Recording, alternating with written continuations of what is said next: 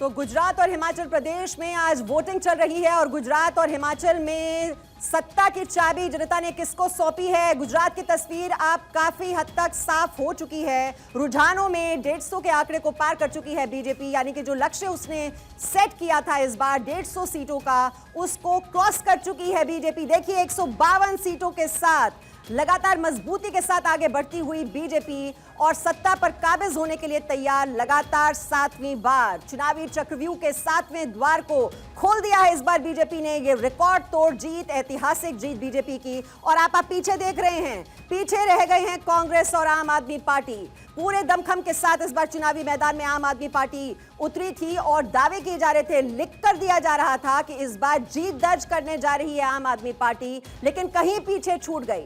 लेकिन हां, पहली बार अपनी मौजूदगी का एहसास आम आदमी पार्टी ने जरूर दिला दिया। उनके खाते में जाती हुई दिखाई दे रही हैं 7 सीटें, कांग्रेस सिमटती हुई नजर आ रही है 19 सीटों पर। बीजेपी ने अपना किला मजबूती के साथ बचा लिया है, सहेज कर रखा है। 151 सीटों पर लीड कर रही है बीजेपी गुजरात में। अदर्स के खाते में जाती हुई दिखाई दे रही हैं 5 सीटें। ये टैली थोड़ा बहुत इसमें बदलाव हो रहा है, लेकिन कांग्रेस और आम आदमी पार्टी इस रेस में कहीं ज्यादा पीछे छूट चुके हैं और बीजेपी बहुत ही मजबूत स्थिति में सत्ता पर काबिज होने के लिए तैयार लगातार 7वीं बार। और बीजेपी की ओर से जिस तरह से धुआंधार चुनाव प्रचार लगातार हमने देखा, प्रधानमंत्री नरेंद्र मोदी, बीजेपी के तमाम दिग्गज, चाहे वो गृह मंत्री अमित शाह हो, जेपी नड्डा और बीजेपी शासित राज्यों के मुख्यमंत्रियों ने पूरी ताकत झोंक दी इस बार। और हिमाचल से जानकारी मिल रही है, बीजेपी के 3 बागी निर्दलीय आगे चल रहे हैं। बागी निर्दलीय जा सकते हैं बीजेपी के साथ, तो ये अब एक मुश्किल हो सकती है कांग्रेस के लिए, क्योंकि बहुत ही जोरदार टक्कर दोनों दलों के बीच चल रही है। कांग्रेस के खाते में 38 सीटें और बीजेपी के खाते में जाती हुई 27 सीटें इस वक्त नजर आ रही हैं और ये कांटे का मुकाबला बीजेपी और कांग्रेस के बीच। और ऐसे में जो निर्दलीय हैं उनकी भूमिका बहुत ही अहम होने वाली है। अब उनसे संपर्क साधा जा रहा है के आधार पे भारतीय जनता पार्टी को इतना बड़ा विजय दिया है। मैं गुजरात की जनता का तहे दिल से आभार व्यक्त करता हूँ।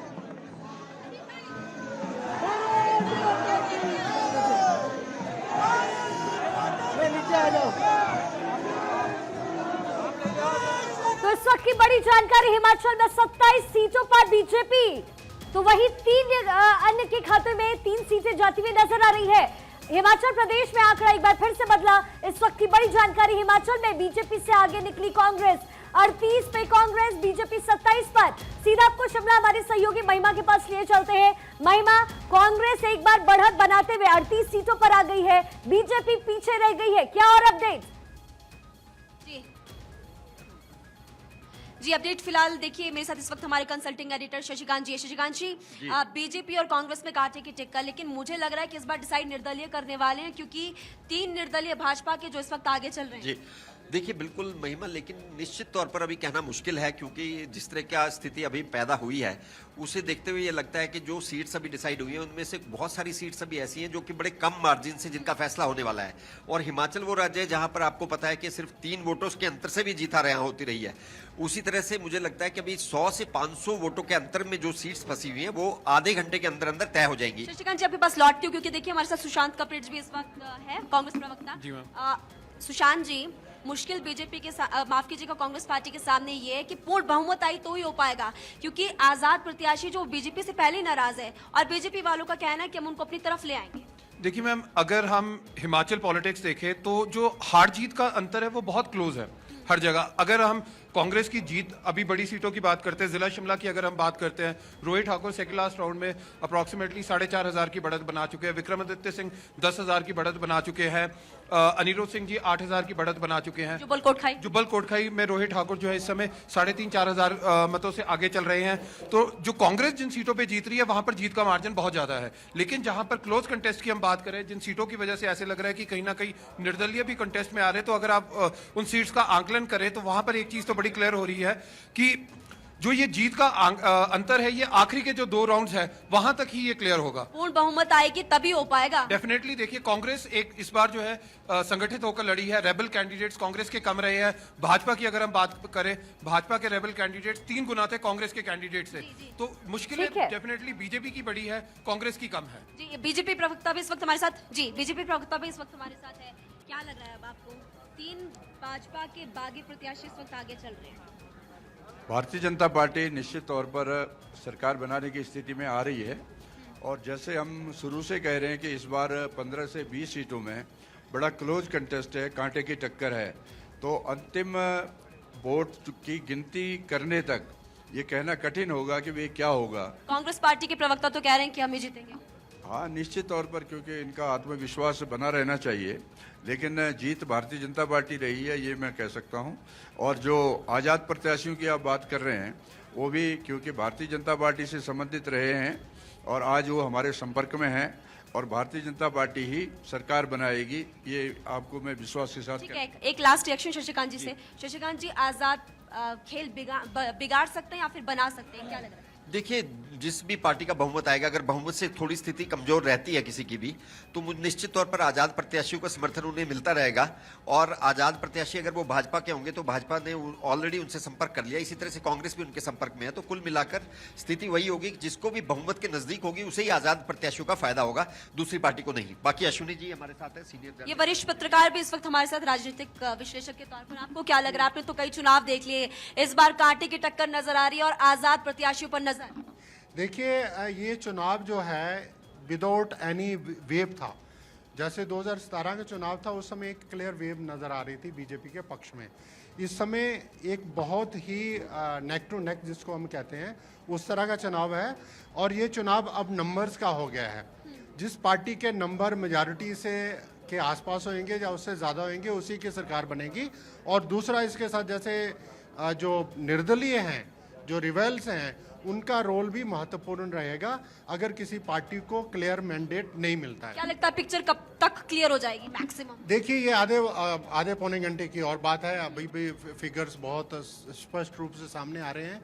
कुछ जो कैंडिडेट्स हैं बहुत बड़ी लीड ले चुके हैं, मुझे नहीं लगता कि उनकी लीड कम होएगी और मुझे लगता है कि काफ़ी क्लैरिटी की तरफ अगले 1 घंटे में साफ हो जाएगी। तो पूर्णिमा, देखिए ये यहाँ पर रिज मैदान पूरी तरह से खचाखच भर चुका है लगातार। ठीक है भाई माँ, चलिए ठीक है भाई माँ, क्योंकि जिस तरीके से ये अभी कही जा रही है बातें कि आधे 1 घंटे में पूरी तस्वीरें क्लियर हो जाएंगी, ऐसे में हिमाचल प्रदेश में सियासी ऊंट किस करवट बैठेगा नजर बनी हुई है। इस वक्त बड़ी जानकारी आपको दे दें, गुजरात में 154 सीट पर बीजेपी इस वक्त आगे, कांग्रेस 17 सीटों पर सिमटी, आम आदमी पार्टी के खाते में 6 सीटें, तो वहीं अन्य के खाते में 5 सीटें गुजरात में। लेकिन हिमाचल की स्थिति में लगातार बदलाव देखने को मिल रहा है। भाजपा 27 सीटों पर, कांग्रेस के खाते में 38 सीटें, आम आदमी पार्टी के खाते में 1 भी सीट नहीं, लेकिन अदर्स के खाते में 3 सीटें। मीमांसा जी, और इस वक्त बीजेपी के प्रवक्ता सतीश जी हमारे साथ हैं। सतीश जी, कांग्रेस पार्टी आप पर आरोप लगाती है कि जोड़ तोड़ में आप माहिर हैं। आप ये बताइए, जो निर्दलीय हैं वो आपके साथ हैं या कांग्रेस के साथ जाएंगे?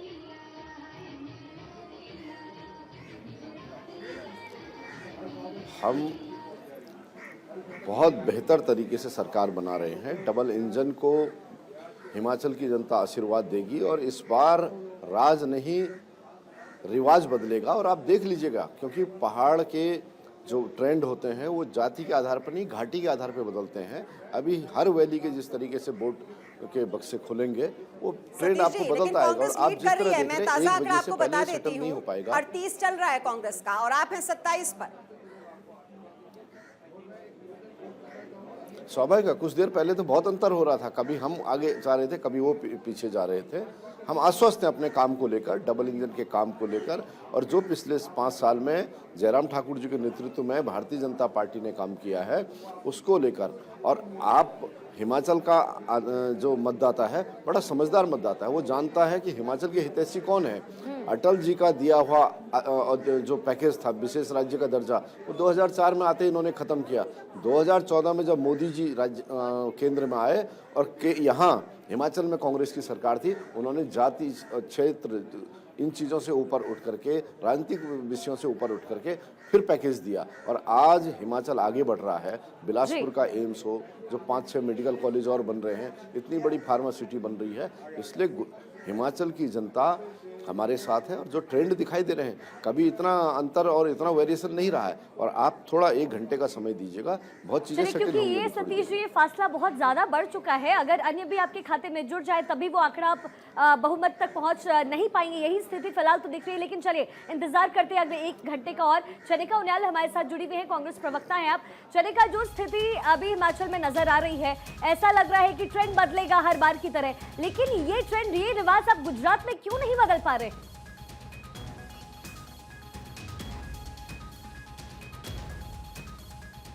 डेफिनेटली अभी जो आंकड़े दिखाई दे रहे हैं उसकी उम्मीद ऑब्वियसली मैंने भी नहीं की थी और पार्टी ने भी नहीं की है।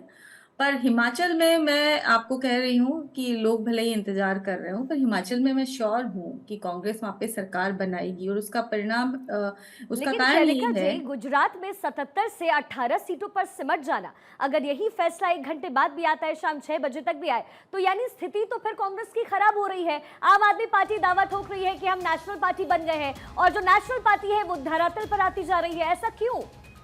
देखिए, आम आदमी पार्टी का जहां तक है, आम आदमी पार्टी बेसिकली वही राजनीति कर रही है जो भाजपा कर रही है, उससे कोई उनकी राजनीति डिफरेंट नहीं है। अगर आइडियोलॉजिकली भी देखें तो वो इसी तरफ जा रही है।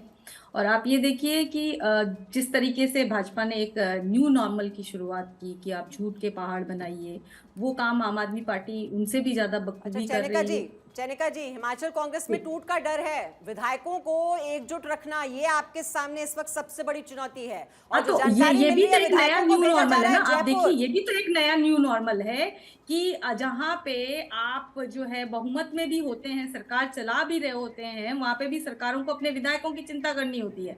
हम तो अपने ही विधायक लेके जा रहे हैं ना, अगर ले जा भी रहे हैं तो। महाराष्ट्र में कौन से विधायक लेके गए थे? तो ये जो न्यू नॉर्मल इस भारतीय राजनीति में हो रहा है ना, ये सिर्फ कांग्रेस के लिए ही खराब चनिका नहीं जी, है, लेकिन पूरे देश के लिए दूसरे पर खराब आप है। दोष नहीं मर सकते बारे ना। में अपने सब विधायकों को एकजुट रखना ये तो आप ही की पार्टी की जिम्मेदारी बनती है। अब कोई उसे तोड़ लेता है तो ये तो फिर आपके विधायक क्या ऐसे हैं कि इतनी जल्दी मतलब वो बिक जाते हैं? फिर ये तो आपको भी सोचना पड़ेगा। क्या ये सत्ता पक्ष की जिम्मेदारी है जो केंद्र में बैठा है उनकी? आप ये बताइए, कोई आदमी जनादेश को नकार करके उस जनादेश को तोड़ करके अगर अपनी सत्ता बना रहा है, चनिका जी, लेकिन स्पष्ट बहुमत तो आपको नहीं मिल रहा ना, ये भी तो आंकड़े बता रहे हैं। बहुमत मिलेगा, आप वेट कीजिए 1 घंटा और। चलिए ठीक है, हम इंतजार करते हैं, आप रहिए हमारे साथ। और इस बीच बीजेपी सांसद रवि किशन की ओर से क्या कहा जा रहा है, गुजरात में जो प्रचंड बहुमत मिला है और हिमाचल प्रदेश की तस्वीर पर, उनकी बात सुन लेते हैं। ये प्रधानमंत्री मोदी जी की नीतियों की जीत है, गरीबों के कल्याण की जीत है, एक विश्वास जो देश को प्रधानमंत्री पर है, ये उसकी जीत है। और ये निरंतर होती जाएगी इस देश में, क्योंकि एक नया भारत बन रहा है, उसके बीच में कोई भी रुकावट अब देश की जनता आने नहीं देना है। अरे ये झूठे लोगों की बातें मत करो, ये सारे झूठे लोग हैं। रमनीश वत्स हमारे साथ इस वक्त स्टूडियो में मौजूद है, पॉलिटिकल एनालिस्ट हैं आप। रमनीश, जो जिस तरह की स्थिति गुजरात में भाजपा की देखने को मिली है, पिछले 5 बार के चुनाव में ये ट्रेंड कहीं ना कहीं थोड़ा नीचे गिरा, अगर आप ग्राफ पे नजर देंगे और अगर आप देखेंगे। लेकिन इस बार जो आंकड़े भाजपा के सामने आ रहे हैं 154 के, एंटी इनकम्बेंसी की बात हो रही थी, लेकिन यहाँ तो पूरी स्थिति, पूरी तस्वीर ही बदल गई। क्या फैक्टर्स रहे हैं इस बार के चुनाव में आपके हिसाब से? मुझे लगता है इसका सबसे बड़ा फैक्टर, यदि कोई भी चुनाव को आप देखें परिणाम के रूप में यदि बदलता है, उसका एक ही है नीति, वो है विकास। और मैं मानता हूं कि नीति नैतिकता की जीत हुई है। जिस तरह की प्रधानमंत्री की रही है, विकास करने के जो तौर तरीके उनके रहे हैं, आप देखिए ना, भूपेंद्र पटेल जो हैं वो आम जन नेता को काफ़ी सुलभ, मतलब सरल तरीके से वो मिल लेते हैं। कहीं पे भी आप देखें गोलगप्पे खाते हुए मिल जाएंगे, बहुत ही आसानी से। कोई भी व्यक्ति, यदि जनता उनसे चाहती है, उनके पास चली जाती है, उनसे बात करती है, अपनी समस्याओं का वो निपटारा करते भी हैं उस तरीके से। ये चीज़ें कांग्रेस जो नेतृत्व है, शीर्ष नेतृत्व की बात करें, प्रदेश की बात करें, वहाँ के नेताओं की बात करें, तो उसमें फूट के अलावा हमने कुछ देखा नहीं। शीर्ष नेतृत्व भी काफ़ी ज़्यादा उदासीन हो चुका है। इसका प्रतिफल हम सब ने देखा कि आज जो 20 सीट तक आप सिमट के रह गई है। और उसके बाद फिर दूसरी बात करते हैं कि जब हम चुनाव परिणाम के रूप में देखते हैं, यदि आप देखिए 154 सीट बीजेपी यदि सीट जीतने जा रही है, इसका कारण है, एक ही कारण मैं मानता हूँ, वहाँ की सड़क को देख लीजिए, बिजली को देख लीजिए, पानी को देख लीजिए। 1990 में जो 9 सीट जीत करके आई थी बीजेपी, वही आज 154 सीट, यानी कि लगातार 32 साल से यदि बीजेपी जीत रही है, उसका एक ही कारण हो सकता है, वो है विकास। ठीक और है, विकास भी के है और बलबूते पीएम ही मोदी कोई का भी चेहरा चुनाव भी जीत सकता है। है। लेकिन यादव जी, ये जो एक आपकी ओर से जो ये रणनीति की गई इस बार कि चेहरों को बदल दिया जाए, जो भूपेंद्र पटेल है उनका चेहरा, जो पाटीदार नेता है उनको आगे कर दिया गया, फिर मंत्रिमंडल का जो है वो पूरी तरह से बदल दिया गया, क्या आपको लगता है कि इस जीत में उसकी अहम भूमिका रही है?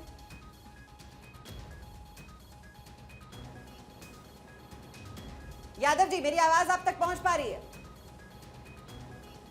चलिए, इसी पर कमेंट अमित मिश्रा जी आपका, ये जो चेहरे में जो ये बदलाव किया गया, ये एंटी इनकम्बेंसी फैक्टर को निगेट करने में इसकी कितनी भूमिका रही?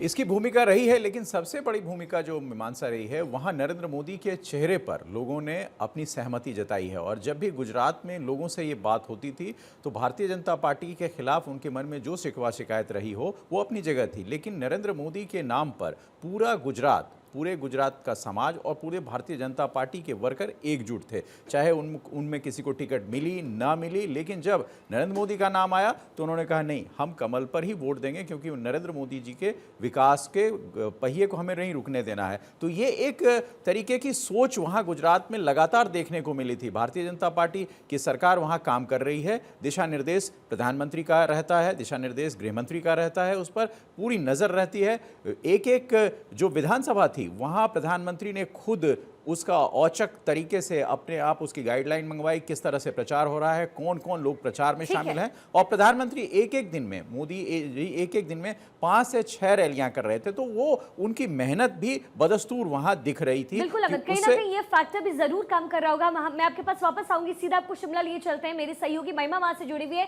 कुछ कह रही है महिमा।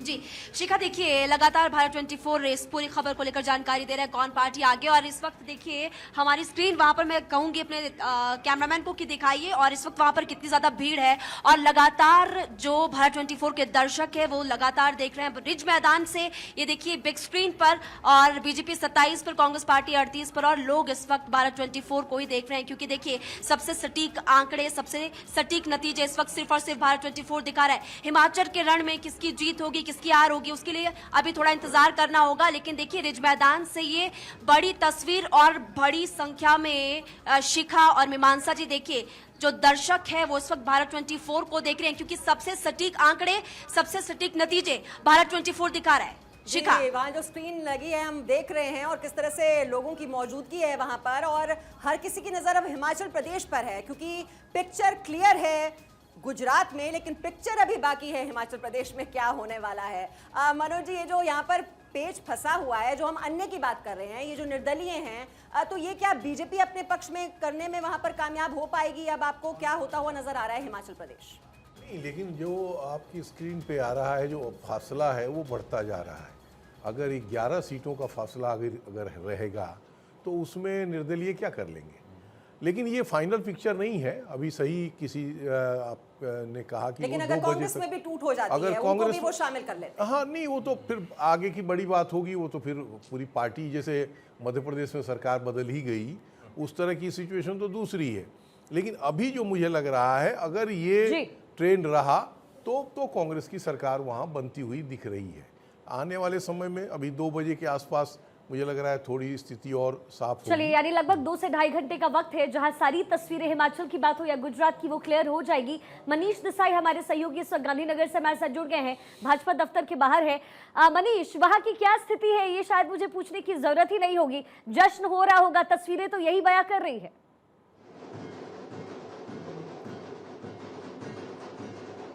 हेलो मनीष, क्या अब तक मेरी आवाज पहुंच रही है? इतना ज्यादा शिखा वहां पर शोर हो रहा है, जश्न में डूबे हुए हैं लोग वहां पर। जी मनीष, अब आप सुन पा रहे हैं? बिल्कुल जी मनीष, रिकॉर्ड तोड़ जीत, ऐतिहासिक जीत, लगातार 7वीं बार विजय रथ को आगे बढ़ाने में बीजेपी कामयाब हो गई। क्या फैक्टर्स अहम रहे, इसको लेकर भी हम लगातार यहाँ पर विश्लेषण कर रहे हैं। लेकिन इससे पीछे एक बड़ी जानकारी, पीएम मोदी ने सीएम भूपेंद्र पटेल को बधाई दे दी है। सीआर पाटिल को भी प्रधानमंत्री मोदी की तरफ से बधाई दी गई। इस वक्त की बड़ी जानकारी, दोनों से ही प्रधानमंत्री मोदी ने फोन पर बातचीत की और बधाई दी। गुजरात में प्रचंड बहुमत के लिए भूपेंद्र भाई पटेल को जीत की बधाई दी प्रधानमंत्री मोदी ने। सीएम भूपेंद्र पटेल को बधाई दी, इसके साथ ही सीआर पाटिल को भी प्रधानमंत्री मोदी की तरफ से टेलीफोन पर बधाई दी गई।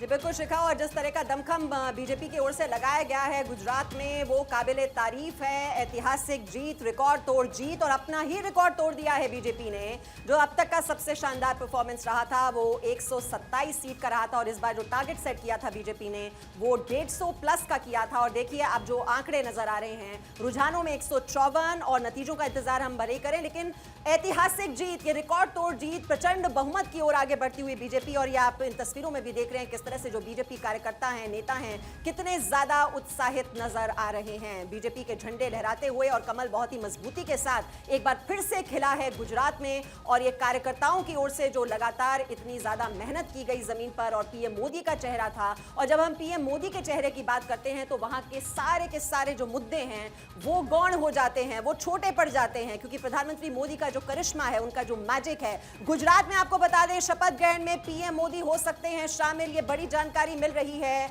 और आपको बता दें 10 या 11 को होगा शपथ ग्रहण। गुजरात में शपथ ग्रहण की तैयारियां शुरू हो चुकी हैं, पीएम मोदी भी इसमें शामिल हो सकते हैं, ये जानकारी मिल रही है। और वैसे तो जो एग्जिट पोल्स आ रहे थे तभी से ही बीजेपी ने अपनी तैयारियां शुरू कर दी थी, और ये जानकारी मिली थी कि पीएम मोदी गुजरात जाने का उनका कार्यक्रम बन रहा था। और अब तो चूंकि अब ये क्लियर हो चुकी है पिक्चर गुजरात में, और 7वीं बार ये रिकॉर्ड तोड़ जीत बीजेपी की। शपथ ग्रहण में शामिल हो सकते हैं पीएम मोदी, ये जानकारी। और अमित शाह भी शपथ ग्रहण में शामिल हो सकते हैं। जाहिर तौर पर अमित शाह और प्रधानमंत्री मोदी का ये गृह राज्य है, और यहाँ पर तो उन्होंने इतने सालों तक इस राज्य की कमान संभाली है। और जो इमोशनल कनेक्ट, जो मास अपील प्रधानमंत्री मोदी की रहती है, हमने देखा था रोड शोज में जब शिखा गए थे प्रधानमंत्री मोदी अहमदाबाद में, वो नजारा ऐसा लग रहा था कि वो चुनाव प्रचार नहीं हो रहा है, वो जीत का जश्न तभी मना लिया गया था। और चलिए आपको सीधा न्यूज रूम शाजिया के पास लेकर चलते हैं। Over to you Shazia.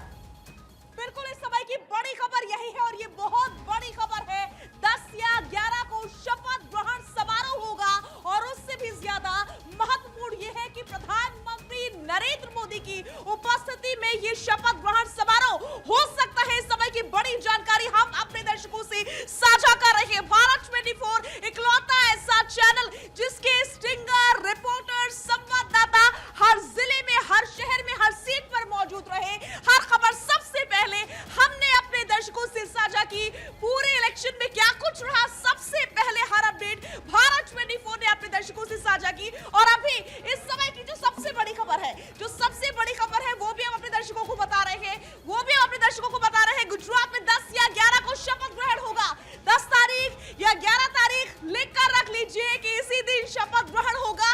ये खबर हम दे रहे हैं, यानी कि भारत 24 आपका अपना चैनल साझा कर रहा है। और ये भी याद रखिएगा कि प्रधानमंत्री नरेंद्र मोदी इस शपथ ग्रहण समारोह में शामिल होकर के अपनी उपस्थिति दर्ज करवाएंगे। आपको याद होगा प्रधानमंत्री नरेंद्र मोदी ने इन इलेक्शंस में कितनी मेहनत की है, लगातार प्रचार में डटे रहे प्रधानमंत्री नरेंद्र मोदी। मतदान वाले दिन भी आपने देखा जब प्रधानमंत्री नरेंद्र मोदी गए तो लोगों का उत्साह देखने लायक था। वहां मोदी मैजिक की तस्वीर सामने आई। हमने देखा किस तरीके से लोगों ने खुली बाहों के साथ प्रधानमंत्री नरेंद्र मोदी का स्वागत किया। प्रधानमंत्री जब पहुंचे तो वहां पर नारे लगाए गए, देखो देखो कौन आया, शेर आया, शेर आया। इतना उत्साह लोगों में नजर आया। और आपको याद होगा कि प्रधानमंत्री नरेंद्र मोदी का स्केड्यूल इतना बिजी था कि वो अपनी माताजी से भी मुलाकात नहीं कर पाए थे। फिर भी मतदान से एक दिन पहले वो पहुंचे थे, वहां जाकर के उन्होंने अपनी माताजी का आशीर्वाद किया, और उसके बाद से अगले दिन मतदान किया। तो ये तस्वीर पूरे इलेक्शन की रही। प्रधानमंत्री नरेंद्र मोदी ने एक नहीं बल्कि कई सारी रैलीज की, और वो डटे रहे। और अब आखिरकार वो मौका आ चुका है जब प्रधानमंत्री नरेंद्र मोदी शपथ ग्रहण समारोह में मौजूद रहेंगे। इस बड़ी खबर पर हमारी नजर बनी रहेगी। हम यहाँ ब्रेक के लिए रुकने जा रहे हैं, लेकिन हर बड़ी खबर भारत 24 इसी तरीके से आप तक सबसे पहले पहुंचाता रहेगा। यहाँ रख रहे हैं एक बहुत छोटे से ब्रेक के लिए। आप देखते रहिए भारत 24।